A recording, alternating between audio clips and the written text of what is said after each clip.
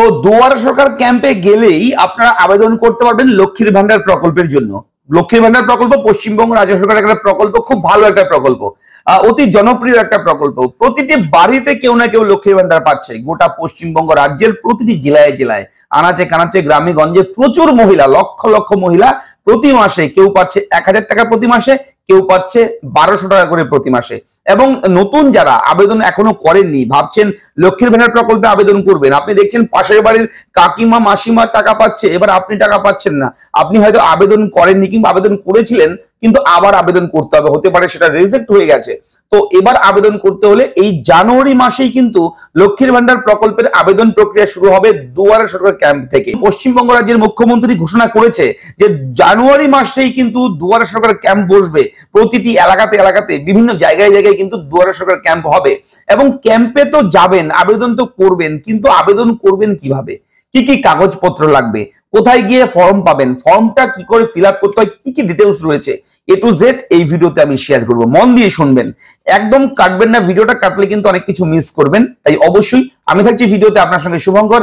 আপনি দেখছেন আপনাদের প্রিয় ইউটিউব চ্যানেল এরা ফ্রেন্ড। চ্যানেলটাকে সাবস্ক্রাইব করবেন, ভিডিওটা লাইক করবেন, একটু বেশি করে শেয়ার করবেন যাতে করে এই আপডেটগুলো সবার কাছে পৌঁছায়। চলুন দেখে নেই সরাসরি আমরা ভিডিওতে আবেদন কিভাবে করতে হয়, কোন কোন ডকুমেন্ট লাগবে, কি কি কাগজপত্র আমাদের রেডি রাখতে হবে এবং ফর্মটা কোথায় পাবো, কিভাবে ফিল আপ হবে। প্রথমেই বলবো আপনাদের কাগজপত্র। লক্ষ্মীর ভান্ডার প্রকল্পে অ্যাপ্লাই করতে হলে কি কি ক্রাইটেরিয়া লাগবে, কোন কোন ডকুমেন্ট লাগবে। দেখুন, লক্ষ্মীর ভান্ডার প্রকল্পে আবেদন করতে হলে মিনিমাম বয়স থাকতে হবে 25 বছর। প্রথমে বলে রাখি, 25 বছর বয়স হলে আপনি লক্ষ্মীর ভান্ডার প্রকল্পে আবেদনযোগ্য। আপনার পরিবারে যারা মহিলা আছেন আপনারা হিসেব করে মিলিয়ে নেবেন যে 25 বছর বয়স হয়েছে কিনা। যদি 25 বছর বয়স হয় তাহলে আবেদনটা করতে পারবেন।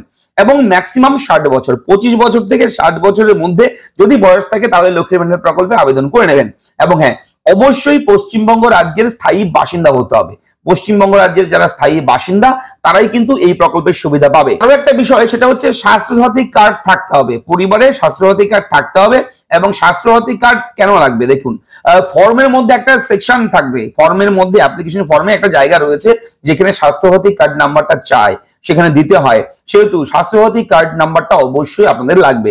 যদি স্বাস্থ্যসাথী কার্ড না থাকে, বিডিও অফিসে যোগাযোগ করে অতি সত্বর স্বাস্থ্যসাথী কার্ডের জন্য আবেদন করে কার্ডটাকে বানিয়ে নিন, ঠিক আছে। এবং স্বাস্থ্যসাথী কার্ডে কিভাবে আবেদন করতে হয় জানতে চাইলে আমি আলাদা করে ভিডিও দেবো, তার জন্য আপনাদের কমেন্ট করে আমার কাছে জানতে চাইতে হবে। আপনারা বলবেন যে আমাদের স্বাস্থ্যসাথী কার্ডে আবেদন করবো, কিভাবে কার্ডটা পাবো, কিভাবে অ্যাপ্লাই করবো, একটু ভিডিও করে দিন, তাহলে আমি দিয়ে দেবো ভিডিও, ঠিক আছে। যদি লাগে তাহলে বলবেন। তো এটা হচ্ছে লক্ষ্মীর ভান্ডার প্রকল্পে আবেদন করবার যোগ্যতা, যেগুলো বললাম। 25 থেকে 60 বছরের মধ্যে বয়স, পশ্চিমবঙ্গের স্থায়ী বাসিন্দা, স্বাস্থ্যসাথী কার্ড থাকতে হবে, ঠিক আছে।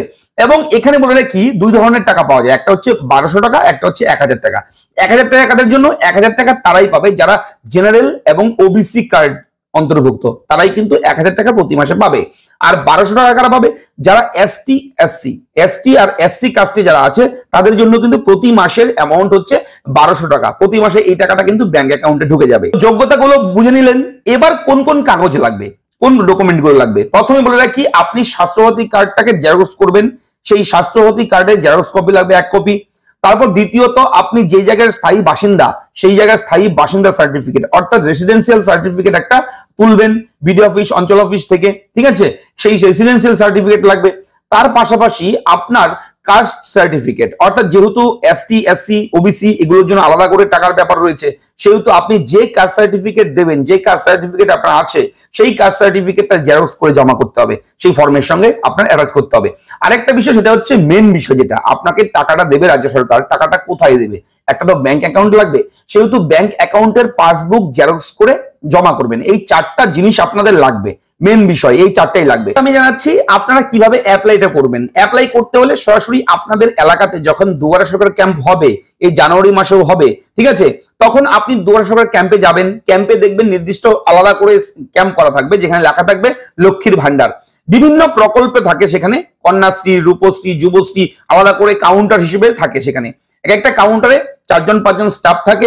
আপনার লক্ষ্মীর ভান্ডার প্রকল্পের যে সেকশন থাকবে, যে ক্যাম্প থাকবে, সেখানে যেতে হবে। সেখানে গেলে সেখান থেকে আপনি ফর্মটা তুলবেন। তবে বলে রাখি, বাইরে থেকে অনলাইনে প্রিন্ট আউট করে সাইবার ক্যাফে থেকে ফর্ম তুলে নিয়ে গেলে হবে না।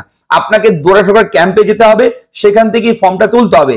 এবং ফর্ম তোলার সময় সেখানে একটা নাম্বার দিয়ে দেবে ক্যাম্প থেকে, সেই ফর্মটাকে আপনি বাইরে নিয়ে এসে আরামসে আপনি ফিল আপ করবেন। পূরণ করবেন। আপনি চাইলে বাংলা ইংরেজি যে কোনো ল্যাঙ্গুয়েজে করতে পারেন ফর্ম ফিল আপ, ঠিক আছে। তবে সেই ফর্মটাকে আপনাকেই ফিল আপ করতে হবে। যদি আপনি না পারেন জমা ফিল আপ করতে, আপনি হয়তো আপনি ফর্ম ফিল আপ করতে পারছেন না, লিখতে অসুবিধা হচ্ছে, তাহলে দেখবেন সেখানে স্টাফ থাকবে, কর্মী থাকবে, ফর্মটা ফিল আপ করে দেওয়ার জন্য, হেল্প করার জন্য সেখানে বিডিও অফিস, অঞ্চল অফিসের স্টাফরা থাকবে। তারা কিন্তু আপনাকে সাহায্য করবে ফর্মটা ফিল আপ করে দেওয়ার জন্য। এবং সেই ফর্মটা ফিল আপ করে আপনার এই 4টা ডকুমেন্ট অ্যাটাচ করবেন। আমি আবারও বলছি, ব্যাংকের অ্যাকাউন্ট, আপনার passbook xerox, caste certificate xerox, তারপর হচ্ছে আপনার রেসিডেন্সিয়াল জেরক্স দিতে হবে, তারপর হচ্ছে আপনার অবশ্যই বলে রাখি স্বাস্থ্যসাথী কার্ড জেরক্স। এই 4টা জেরক্স কপি সেই ফর্মের সঙ্গে অ্যাটাচ করে আপনি আবার সেই ক্যাম্পে গিয়ে জমা করবেন, যেখানে জমা নিচ্ছে জমা করে দেবেন।